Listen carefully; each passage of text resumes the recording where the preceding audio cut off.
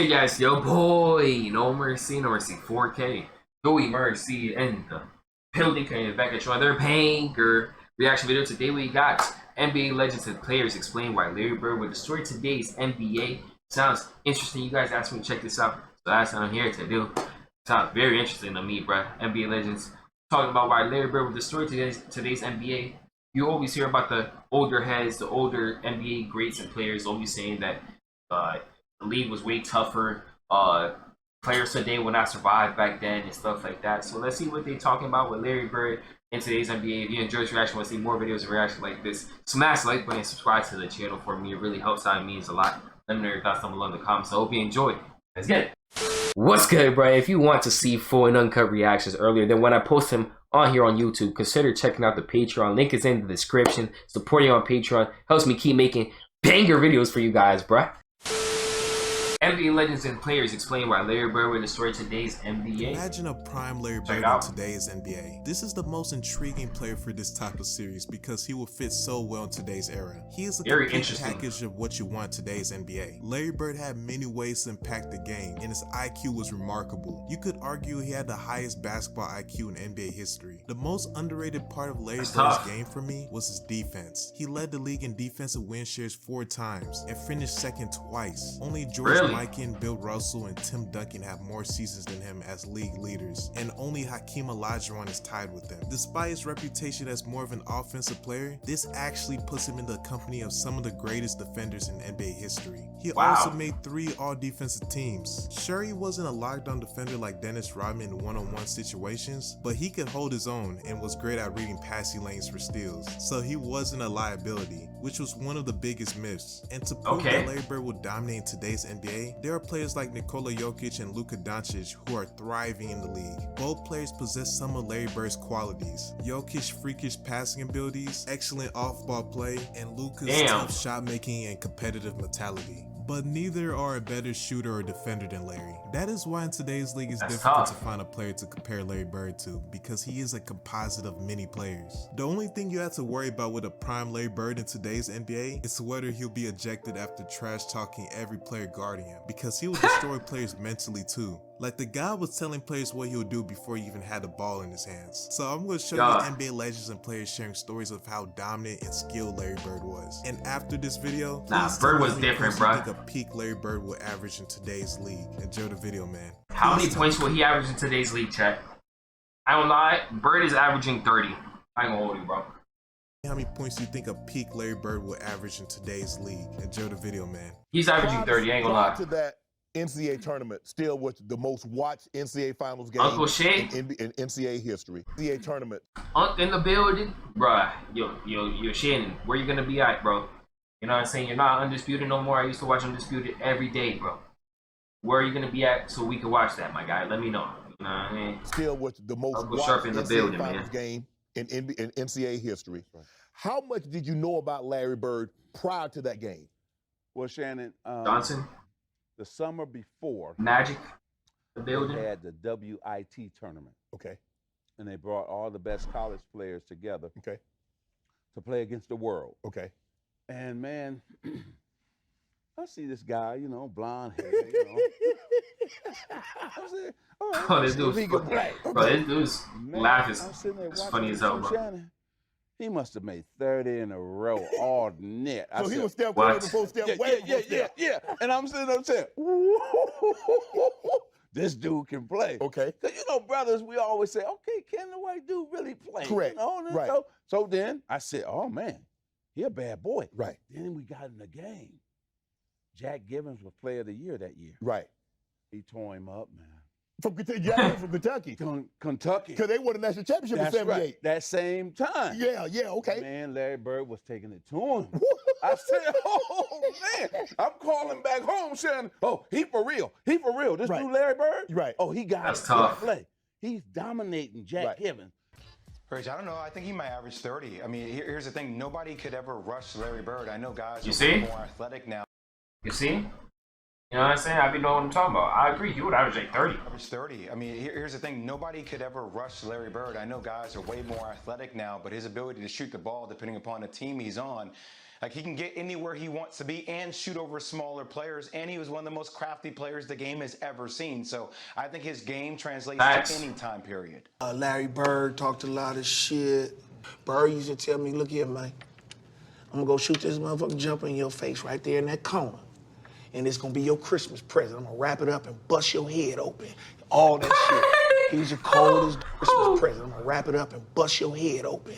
All that shit. That's crazy. He's the coldest dude I ever seen with that shit, man. Everybody be talking about these greats. They don't be always mentioning him. He was the shit. Yeah. The shit, man. He'll give it to you any way he wanted to.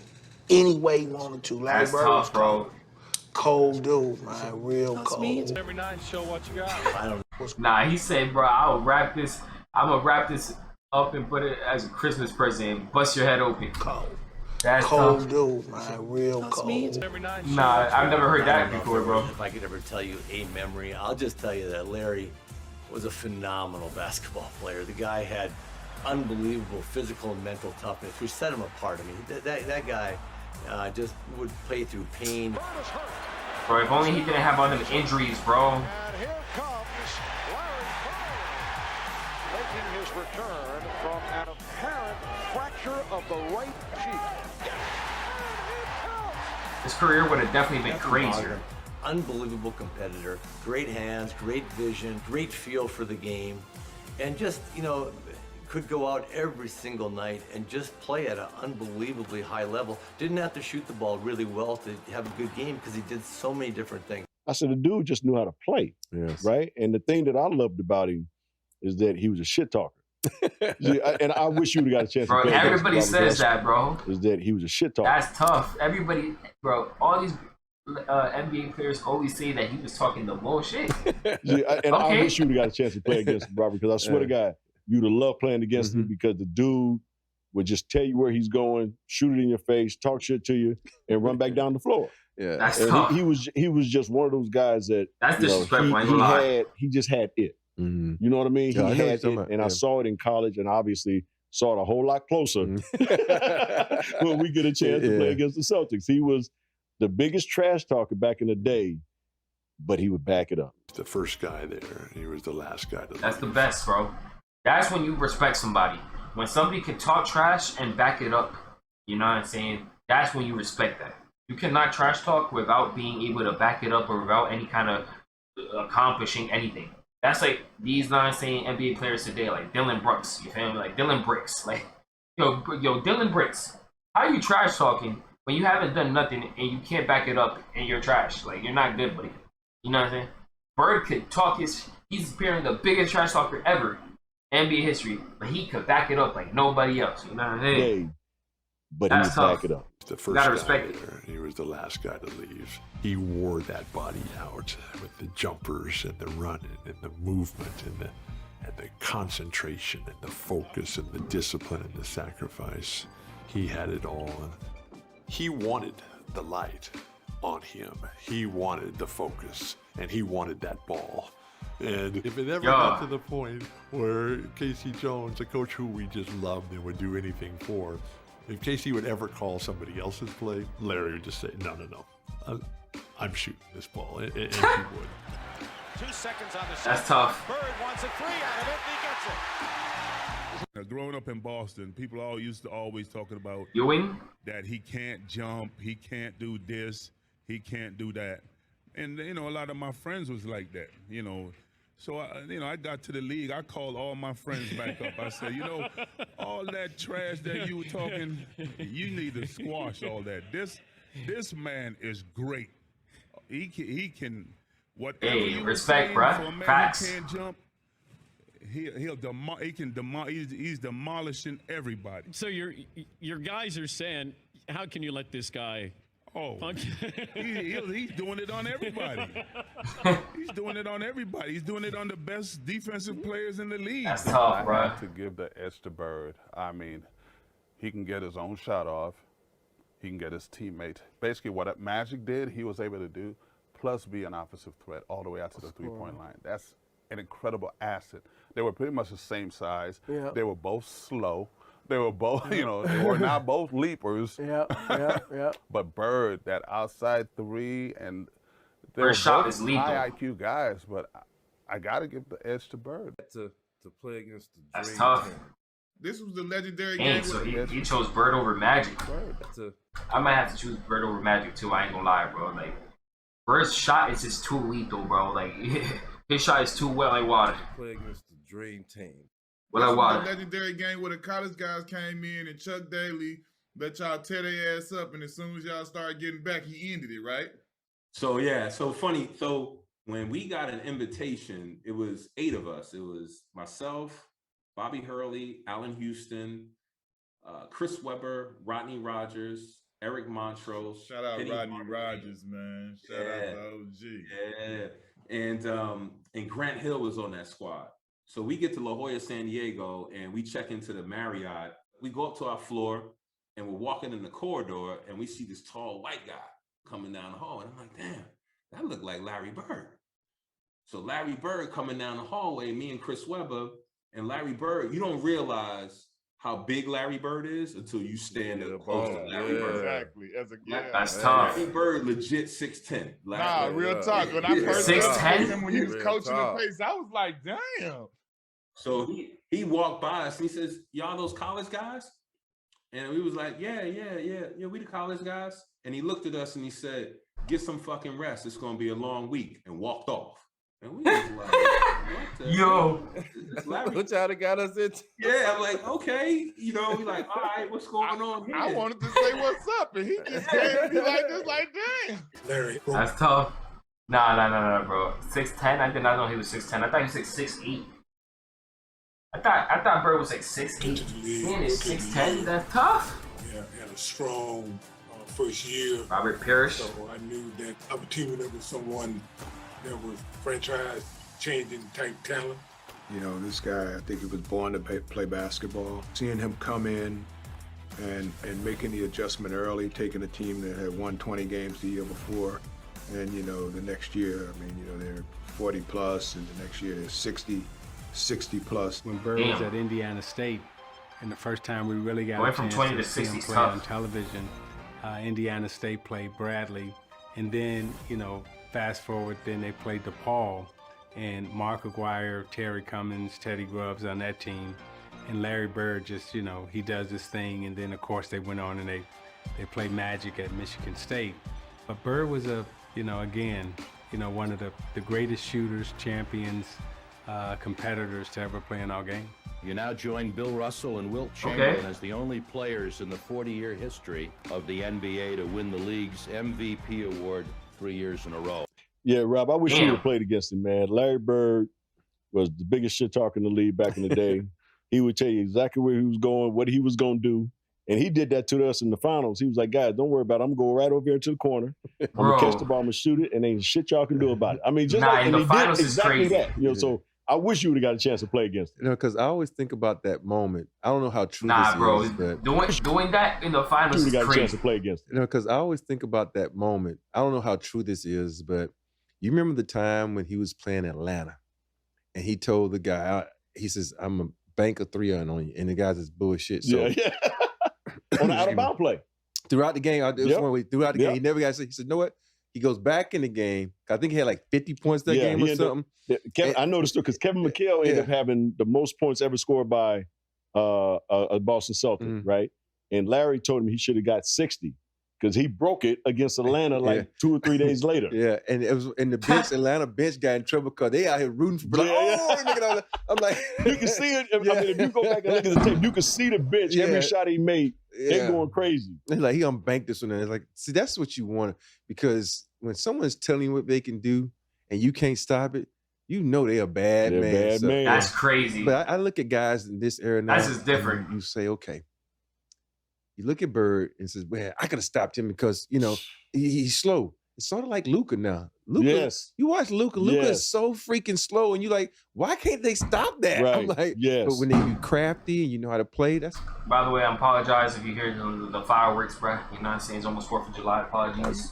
That's all you need. Yeah. Apologies for the fireworks. But when you crafty and you know how to play, that's all you need. Yeah. I think Bird is fast compared to Luka. I say Luka, he be going slow as hell, and he'll get by you. But Larry, probably Luka looked like a fucking sprinter compared to the way Luka played. Yeah. It's amazing.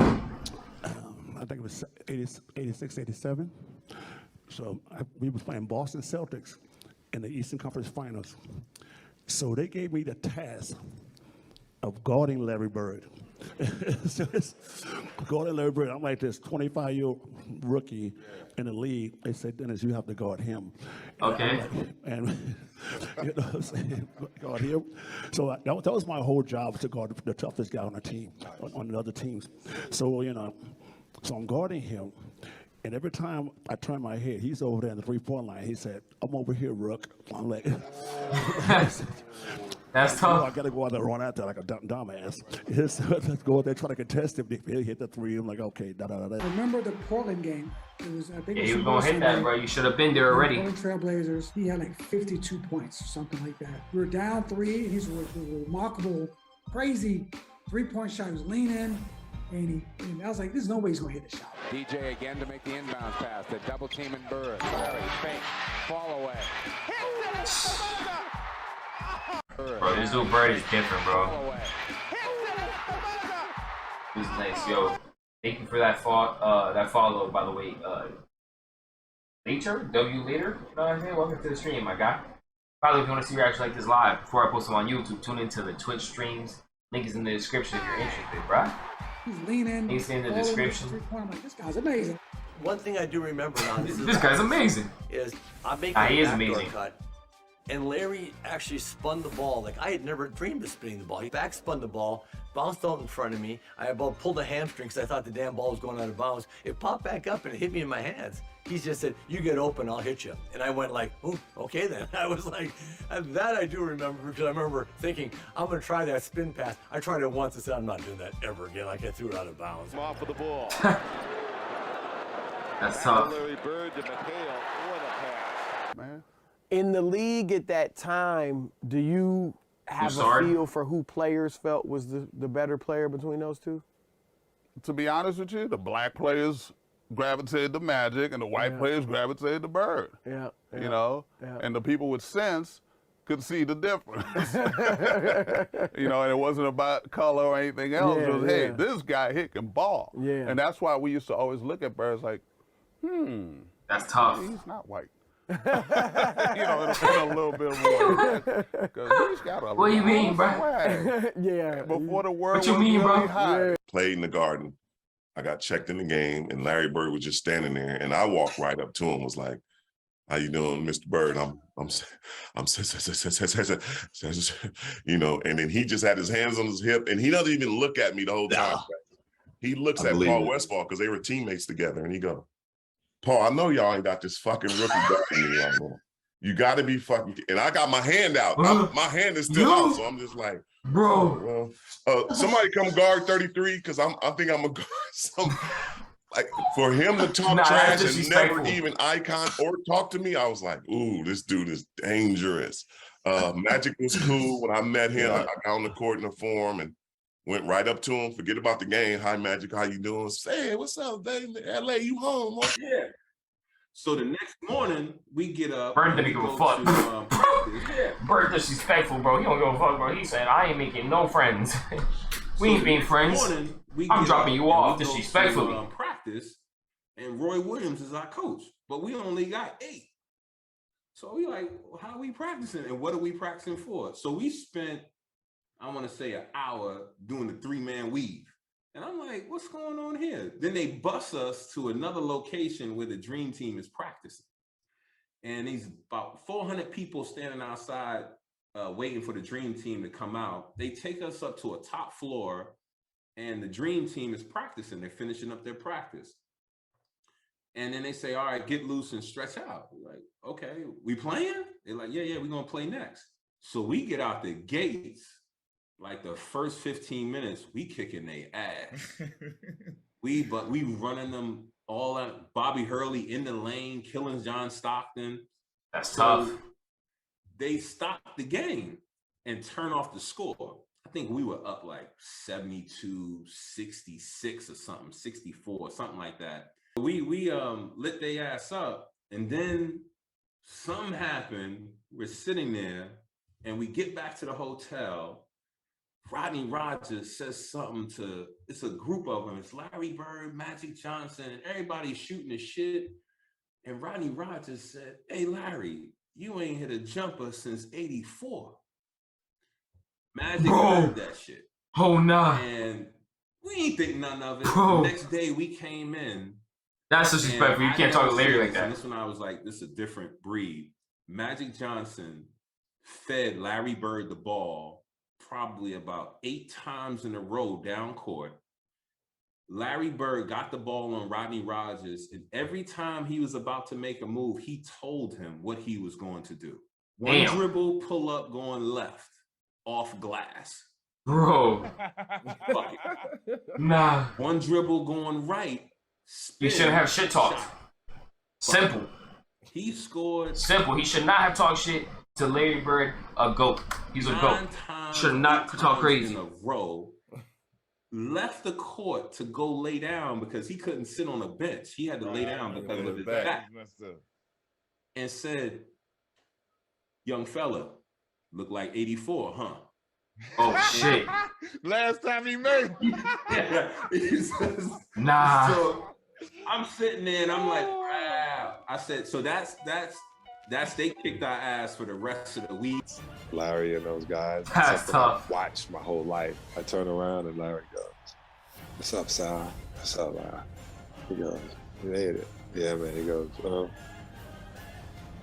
"Y'all not double teaming?" I said, "Nah, just me on you." He goes, "For real?" I go, "Yeah." Yo, mouse in the house, mouse in the house. And he runs down to the post and posts me up.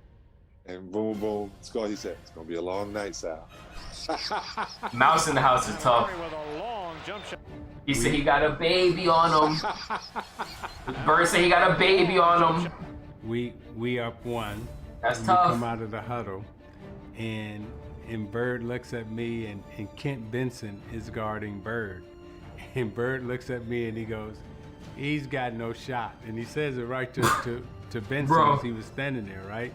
And sure enough, he gets it in on the left side of the court, takes it down to the baseline.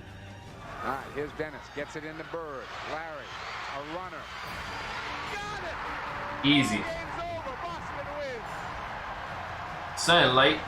Knocks it down, they win by 1. He walks off, he goes, "I told you, you can't put him on me." He said, "You better get somebody else who can guard me."